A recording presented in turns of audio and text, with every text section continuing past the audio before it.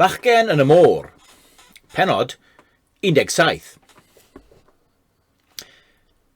Mewn chwinciad dwi'n gweld beth sydd wedi digwydd. Mae ysbiwyr gan ein llywodraeth ni yn mhobman. Dysgodd mam hyn I ni yn yr ysgol. Roeddwn ni'n meddwl bod hi'n gorliwio'r sefyllfa, exaggerating. Ond nawr dwi'n sylweddoli bod hi'n iawn. Rhaid I bod nhw yma yn y gwersyll, ac yma nhw wedi gweld dad ac wedi dweud wrth y plismyn lleol i'w arestio. Dwi'n rewi yn yr unfan, yn ceisio meddwl ar frys gwyllt sut I helpu dad. Mae drilliau gan y plismyn I gyd. Betawn ni'n symud yn sydyn, gallwn cael fy lladd.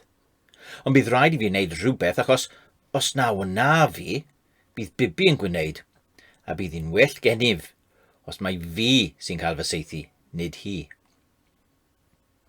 Dwi'n cerdded yn araf tuag at yr heddlu, gan geisio atal yr ofn rhag mygu fy llais.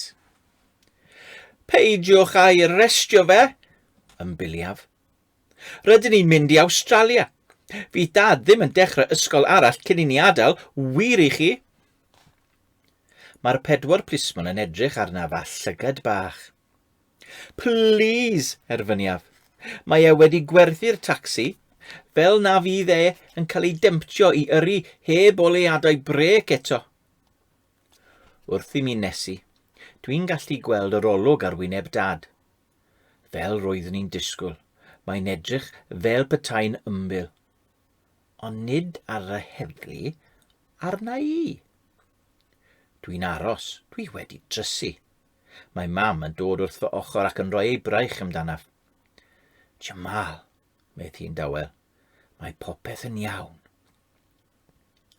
Dwi'n troi ofyn iddi beth sy'n digwydd, ond dwi ddim yn gwneud achos dwi'n synnu at yr hyn dwi'n ei weld. Mae wyneb mam yn noeth. Does dim dillad am ei wyneb o gwbl. Dwi ddim yn credu fy mod I erioed wedi gweld hi allan o'r tŷ a'i wyneb yn noeth. Dwi ddim yn ei beio hi, ar adeg fel hyn, fyddwn innau ddim yn meddwl am wisgo'n iawn chwaith. Mae mam yn edrych yn bryderus ar dad, a dwi innau'n edrych arno eto hefyd. Rwy'n ei weld yn rhoi llond dwrn o arian papur I un o'r plismyn. Dwi'n deall nawr. Dyw dad ddim yn cael ei arestio, mae'n talu'r plismyn I beidio ei arestio. Diolch byth. Ond ble yn y byd gafodd gymaint o arian? Rhaid ei fod wedi cael mwy o arian nag oeddwn ni'n feddwl am y tacsi. Efallai na sylweddolodd y bobl a'i brynodd fod un o'r drysau wyrdd o dan y pwynt coch a bod y sedd gefn yn drewi o gydachau olew wedi llosgu a bod y llawr yn friwsion I gyd. Dwi'n gwylio'r plismon yn cyfri'r arian. Mae'r plismyn eraill yn gwylio'n ofalus hefyd, rhag ofn iddo wneud camgymeriad. Mae'r plismon yn gorffen cyfrif, yn rhoi'r arian yn ei grys, yn dweud rhywbeth wrth dad, ac yna'n cerdded I ffwrdd gyda'r plismyn eraill. Mae'r holl bobl o'n gwmpas yn cuddio yn ei pebyll. Dwi'n casau'r plismyn na, poer y Bibi. Dwi'n gobeithio a bydden nhw'n gwario'r holl arian ar ffigys yn cael dolir rydd. Dwi'n edrych yn gas ar Bibi. Dwi wedi ei rybuddio hi rhag syrhau dyfarnwyr ac mae hyn yn fwy peryglus hyd yn oed. Mae dad yn dod draw atom yn llawn gofid. Paid y phoeni dad, meddaf. Maen nhw wedi mynd. Dyw hynny ddim fel betai'n godi ei galon. Ac yn sydyn dwi'n sylweddoli pam. Beth betawn nhw'n dod nôl y fori i'w arestio eto? Neu drenydd y diwrnod wedyn? Neu, os bydd rai o'r plismyn eraill I lawr yng ngorsaf yr heddlu yn clywed am hyn ac eisiau chydig o arian hefyd?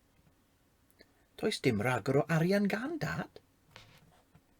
Dwi'n syllu ar fy mheldroed a meddwl tybed a allai ei gwerthu am ddigon o arian I achub dad.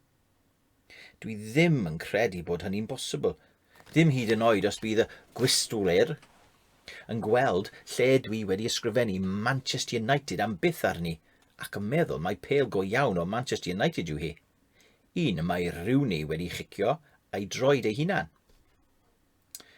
Mae syniad gwaith fyth yn fy nharo. Beth os yw'r llywodraeth yn cynnig gwobr am ladd dad? Beth beta'r plismon yn dod nôl y lladd dad? Nawr dwi'n poeni cymaint, fel bod cur yn fy mhen.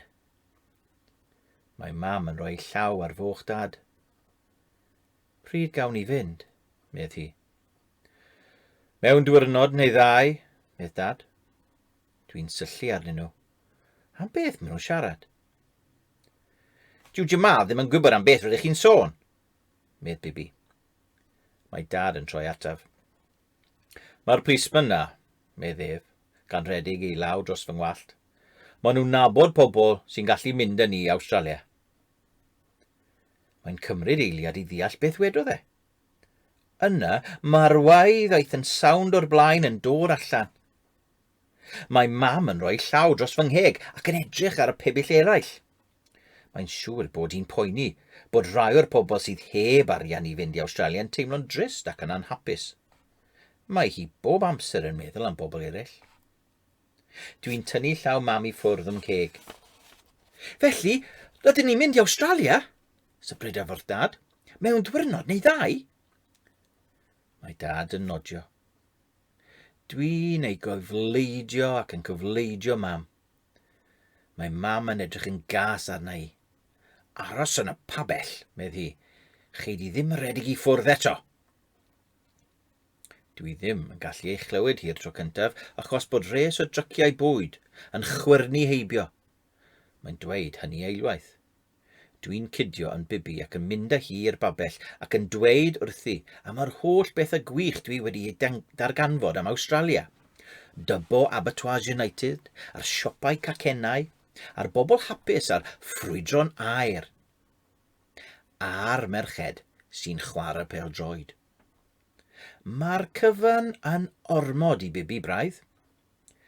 Dwi ddim yn mynd i yfed te o fwced, medd hi. Efalla na ddeallais i'r ran yna'n iawn, meddaf. Mae golwg o ryddhad ar ei wyneb. Dwi mor hapus a chyffroes, gallwn chwarae gêm am ryw 6 awr ar faes mae'n llawn gyda themau a phopeth heb flino o gwbl. Dim ond un peth sydd yn fy mhoeni. Pam nad yw mam yn fwy bodlon?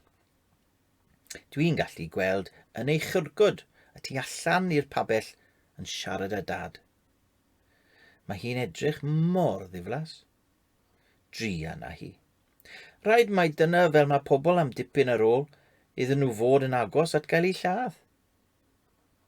A rhaid ei bod hi'n gweld eisiau ei ffrindiau yn y pentref hefyd. Dwi'n gweld eisiau fy rai i. Dyna ddrwg, mae'n rhaid, meddaf wrth Bibi. Mae popeth yn mynd mor dda, beth arall allai fod o'i le. Rhywbeth arall gwael na dydyn ni wedi cael gwybod beth yw eto, medd Bibi. Dwi'n ochneidio. Chwiorydd bach. Efallai bod nhw'n dda am chwarae pêl-droed, ond dyn nhw ddim cystal am fod yn hapus.